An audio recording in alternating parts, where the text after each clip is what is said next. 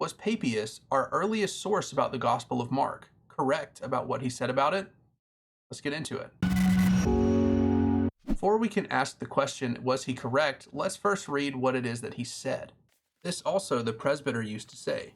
Mark indeed, who became the interpreter of Peter, wrote accurately, as far as he remembered them, the things said or done by the Lord, but not, however, in order. For he, Mark, had neither heard the Lord nor been his personal follower.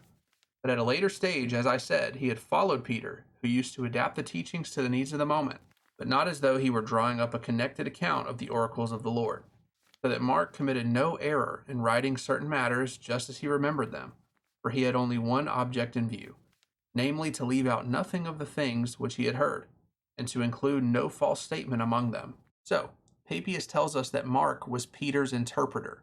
So as Peter would go around preaching the gospel, Mark would write down the things that he would say in his sermons. I'm going to give you 5 internal reasons to believe that Papias is correct and that Peter is in fact the eyewitness behind the Gospel of Mark. Our first argument is going to be called the Inclusio of eyewitness testimony, an argument originally brought forward by Richard Bauckham in his book, Jesus and the Eyewitnesses. An inclusio is a literary device which refers to the fact that Peter is the first and last person named surrounding Jesus' ministry in the Gospel of Mark, beginning with his baptism and ending at his resurrection, signaling to us that Peter is in fact the eyewitness between those two events.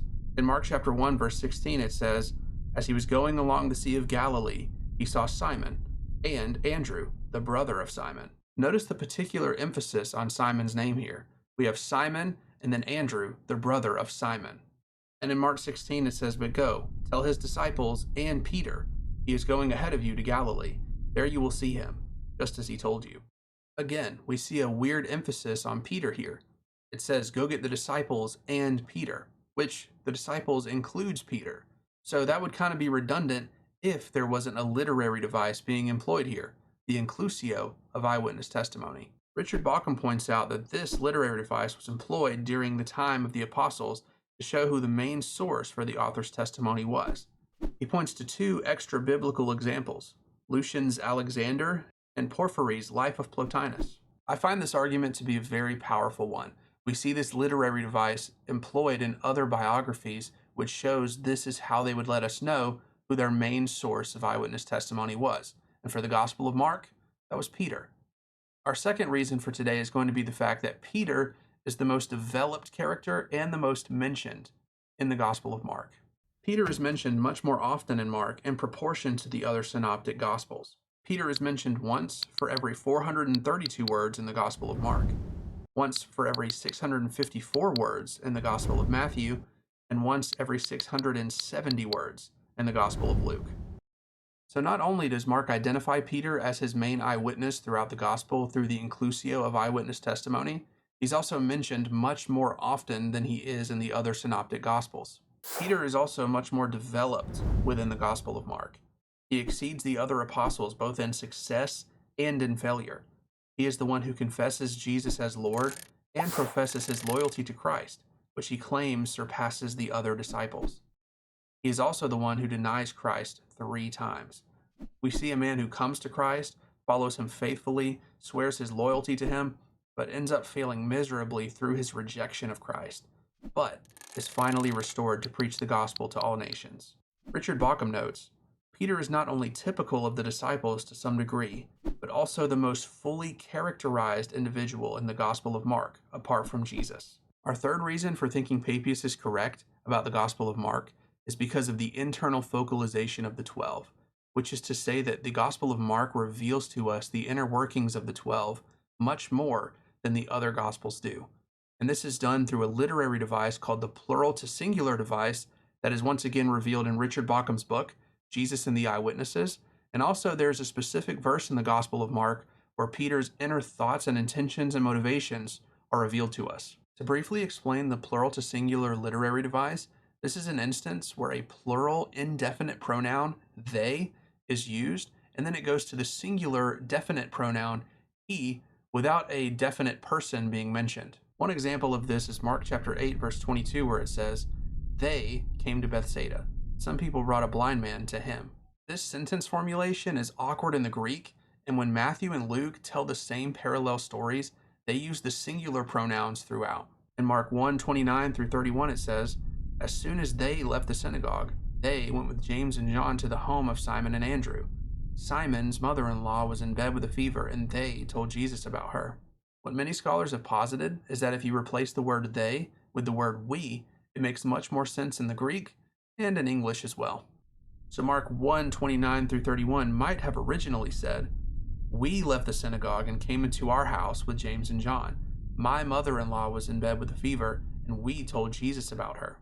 There are 21 instances of this plural to singular device found in the Gospel of Mark. So what we can assume, based on its awkward composition in the Greek, is that Peter was speaking and preaching in the Gospel saying, "We did this, we did that," and then Mark was having to change it to they in order to keep it third person. One other really strong consideration for internal focalization in the Gospel of Mark is there is a verse in Mark chapter 9 where Peter's interior motives and thoughts are revealed. It says in verses 5 and 6, "Peter said to Jesus, 'Rabbi, it is good for us to be here. Let us put up 3 shelters, one for you, one for Moses, and one for Elijah.' He did not know what to say. They were so frightened." How could Mark know Peter's motivations for saying this statement unless Peter himself was the eyewitness and the informant for this verse? Our fourth argument out of 5 for today is going to be the fact that Mark protects Peter's dignity on a pretty regular basis. In Mark chapter 7, Jesus tells a parable about the fact that it doesn't matter what goes into the body that defiles us, but what comes out instead. In Mark's account, it says that a disciple asks for the parable to be explained, to which Jesus responds, "Are you so dull?" But in Matthew's parallel account in Matthew 15, it is revealed that Peter was the one who asked this question and was called dull. Matthew really threw him under the bus in this one. In Mark chapter 5, Jesus asked, "Who touched me?" after the woman with the issue of blood was healed. In Mark, an anonymous disciple was seen as talking back to Jesus, making it seem like his question was a ridiculous one, saying, "There's crowds pressing all around you, and you ask, 'Who touched you?'" But in Luke's parallel account, in Luke chapter 8, it's revealed that Peter was the one who spoke up.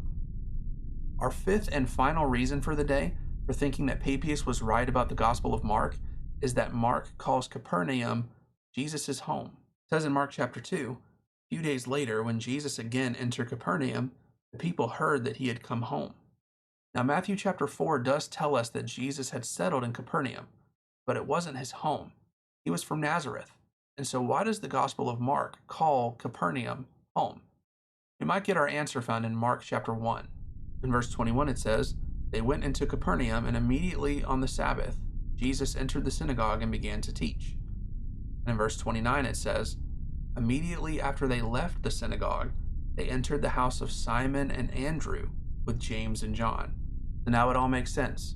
Peter called Capernaum home, and that's why Mark recorded it that way.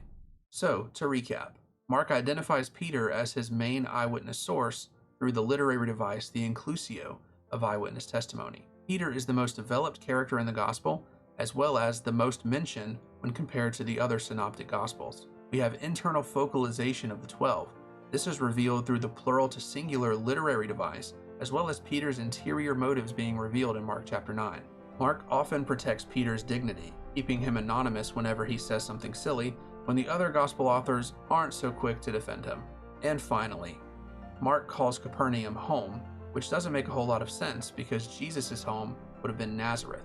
However, Peter did live in Capernaum, and it would make sense for him to call Capernaum home and for Mark to record that information. So, was Papias right about the Gospel of Mark? Based on these 5 arguments, I hope you can see the answer is yes. Mark was, in fact, the interpreter of Peter, and Peter was the main eyewitness behind the Gospel of Mark. Thank you so much for watching this video. I hope you enjoyed it. Give it a thumbs up if you did. Subscribe to the channel if you're new and you want more content like this. This has been The Epitome. I'm your host, Nathan Bozeman. We'll see you around.